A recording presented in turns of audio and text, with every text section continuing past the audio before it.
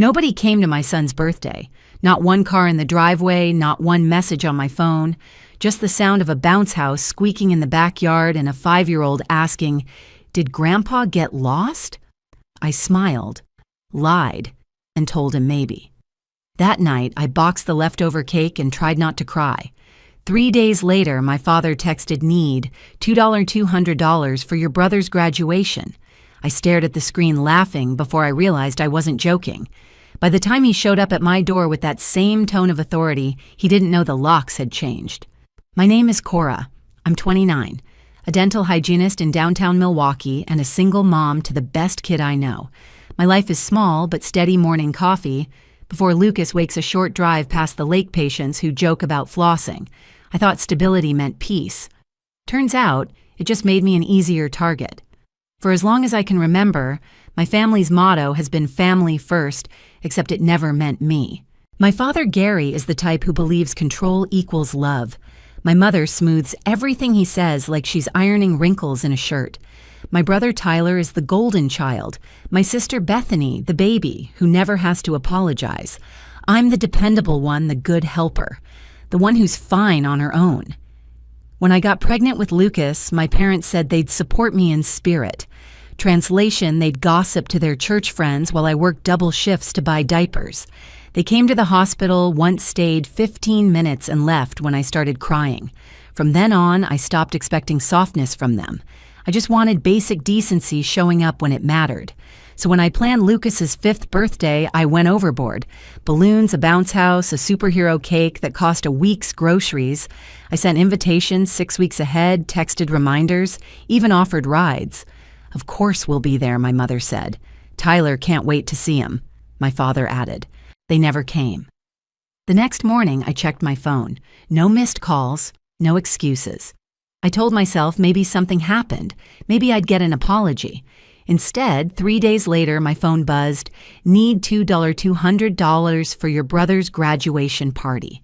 Send by Friday." That was my father's entire message. No hello, no mention of the party they skipped, just numbers and a deadline like a bill collector.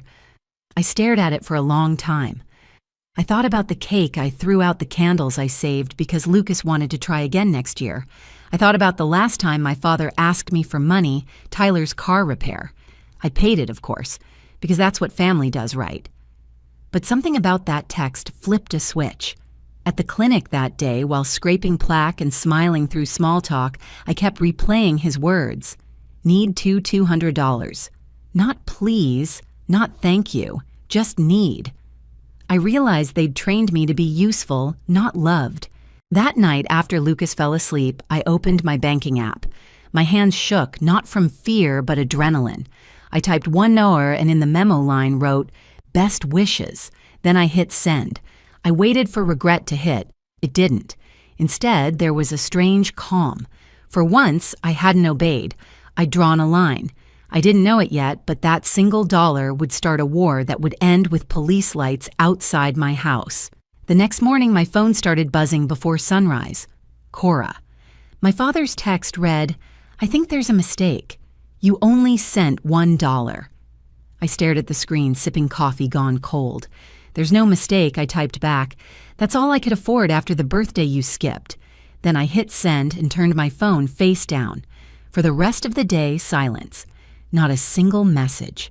I almost convinced myself maybe he understood, maybe he felt embarrassed. Then just before closing time, my phone lit up again. "You're being disrespectful. Family helps family. We'll talk tomorrow." That was never a suggestion. It was a warning. I called Destiny on the drive home. "You know that refinance we talked about," I said. "The house, I did it. His name's off everything." There was a pause, then her sharp inhale. "You actually did it, I did. A month ago. He just doesn't know yet." Then, "Honey," she said, "you've already won more than you think." That night, Lucas fell asleep on the couch watching cartoons. I sat beside him, listening to the quiet hum of the refrigerator, the kind of stillness that used to make me feel lonely, but now felt sacred. I thought about every time my father used that house as leverage. Remember who helped you get that loan. Don't forget whose name's on the papers. Each sentence, another chain. I was done being chained.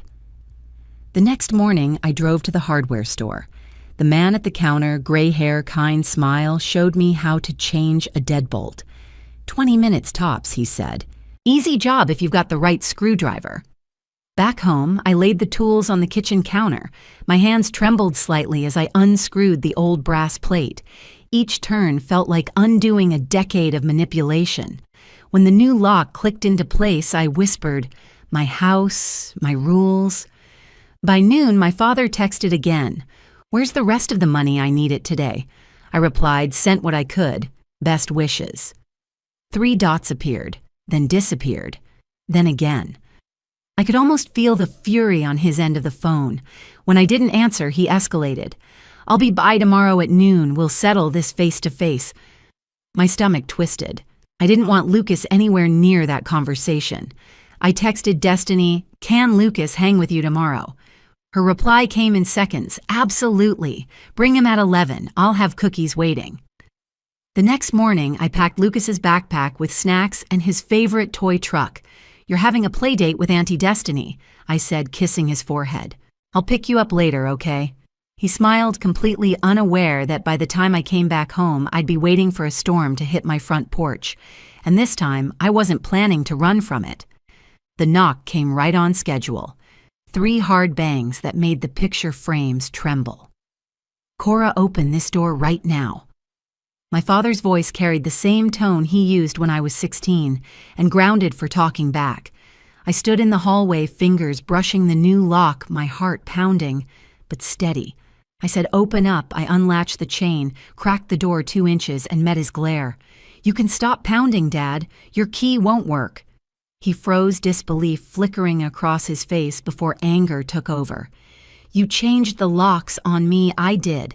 After everything I've done for you, everything you've done to me," I corrected softly. Behind him, my mother lingered on the porch steps, clutching her purse like a shield. Bethany stood near the car pretending to check her phone. Tyler wasn't there, which somehow made it worse. It meant even he didn't want to see this. My father stepped forward, trying to wedge his foot in the door. "You don't shut family out. You didn't seem worried about family when Lucas was blowing out candles alone," I said. He opened his mouth, then shut it. His jaw flexed. "You're being dramatic. We had plans. Your brother's graduation. You had excuses," I said. "You always do." For the first time in my life, I didn't lower my voice. I didn't try to soften the truth. He pointed a finger at me, shaking with rage. "You think you can cut me out? I still have a say in this house." I smiled, small and calm. "Not anymore." I closed the door and turned the deadbolt. The metallic click echoed like punctuation. A minute later, I heard his car door slam, tires screeching down the street. I thought that was the end of it. It wasn't. An hour later, I was cleaning up the kitchen when red and blue lights flickered through the window. My stomach dropped. I stepped onto the porch and saw 2 officers walking up the driveway. "Ma'am," one said, "we got a call from your father. He says you locked him out of his property and may be keeping a child here against court order." The world tilted. What he claims, there's concern for the child's safety. I forced a breath. "You're welcome to check. My son's with a friend right now, but this is my house. I refinanced it months ago. I have the paperwork inside." They followed me in. I laid the manila envelope on the table, deed copies, payment records, the works. One officer nodded slowly. "Everything checks out, ma'am. Looks like your father doesn't live here."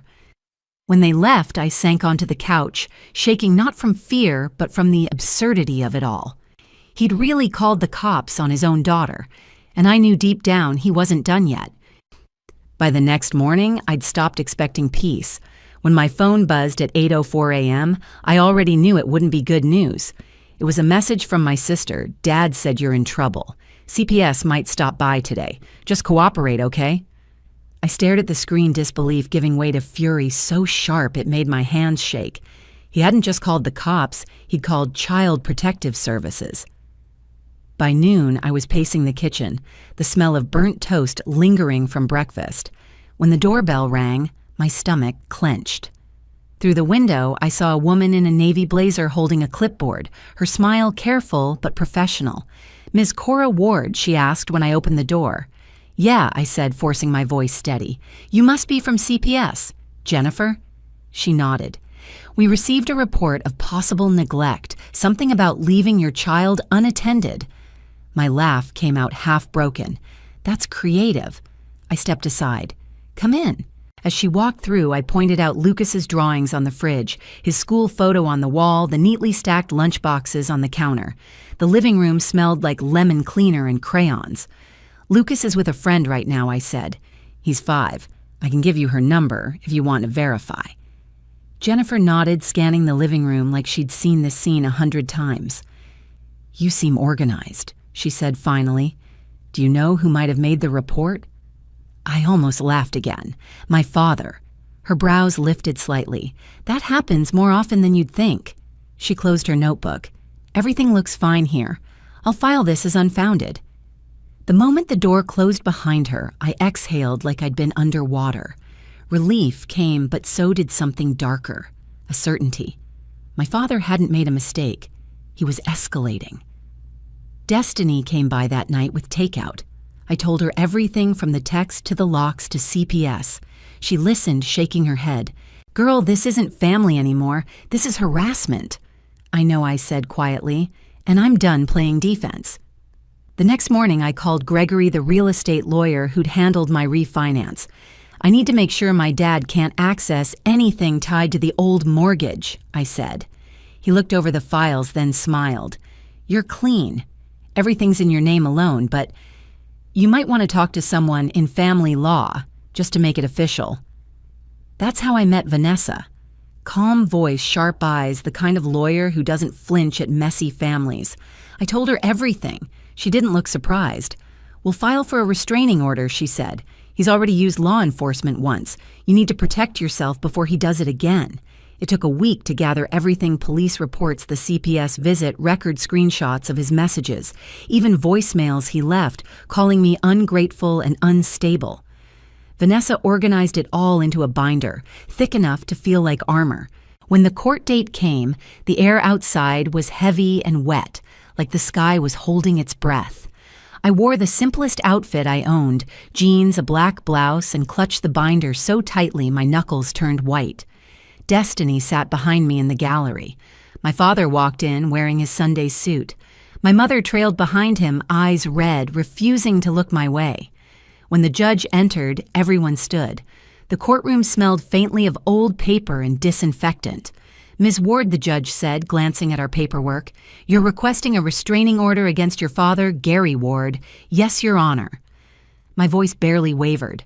Vanessa took over, laying out each piece of evidence: the text messages, the police report from the lock incident, the CPS document marked unfounded. Gary shifted in his seat, jaw tightening with every exhibit.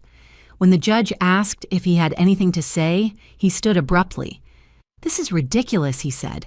I was worried about my grandson. She's unstable emotional. She needs family support. Family support, I whispered before I could stop myself. You called the cops on me, Dad. The judge looked at him. Sir, did you call the police and Child Protective Services on your daughter? Yes, but I had reason. Was your reason verified? He hesitated. No, but, the judge raised a hand. That's enough. The silence that followed was so complete I could hear the hum of the fluorescent lights. Vanessa slid a photo across the table, Lucas alone by the birthday cake. This, she said, was the day Mr. Ward and his family were supposed to attend. Instead, he texted her for money. This isn't concern. It's coercion. My father's face went pale. For once, he didn't have words. When the gavel finally hit, the judge's voice was steady. 4-year restraining order granted. Mr. Ward, you are not to contact or visit Ms. Ward or her child directly or indirectly. Any violation will result in arrest. The sound echoed like thunder in my chest. Outside the courthouse, the sky finally opened up. Rain poured down cold and clean. I stood on the steps, letting it soak through my hair. Destiny opened her umbrella, but I waved her off. I want to feel it, I said. She smiled softly. You earned it. That night, my phone buzzed again, but it wasn't him. It was Tyler. I'm sorry, Cora. I didn't know he'd go that far. For a second, I almost replied. Then I didn't. Some doors, once locked, should stay that way. As I checked on Lucas sleeping, his tiny hand resting on his stuffed dinosaur, I realized something. This peace wasn't just relief. It was freedom, the kind you fight for. The restraining order changed everything quietly but completely. No more phone calls, no more texts demanding explanations or money, no more footsteps on my porch pretending to check on us. For the first time in years, mornings felt light. I could make pancakes without my stomach twisting at every buzz of my phone. Lucas would hum to himself while coloring his songs, filling the silence that used to be heavy with dread. Word got around fast in our family. My mother stopped by once, just once, leaving a basket of fruit on the doorstep with a note that said, "I hope you're okay." I never called her back. Tyler texted on Thanksgiving a polite happy holiday, and I replied with a thumbs up. That was enough. A month later, a letter came from CPS confirming the case was officially closed, labeled malicious report. Vanessa called it poetic justice. He used the system, she said, and the system exposed him. Destiny and I celebrated with takeout and cheap champagne. "You realize," she grinned, "you just ended a generational curse, right?" I laughed, then cried, realizing she was right. For the first time, I'd chosen peace over guilt, and it worked. The next week, I repainted the front door, a soft teal. New color, new chapter. Lucas helped, his little hands covered in paint, leaving small streaks along the bottom panel. "Can we invite Grandpa to see it?" he asked, innocent as ever. I knelt beside him. "Maybe one day," I said. "But right now, this is just ours."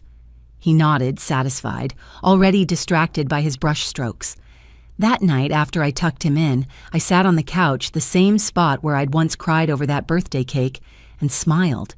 The air smelled faintly of paint and lemon, the house quiet except for the soft hum of the heater. I thought about my father's face in court, the shock of losing control. For so long, he'd mistaken obedience for love.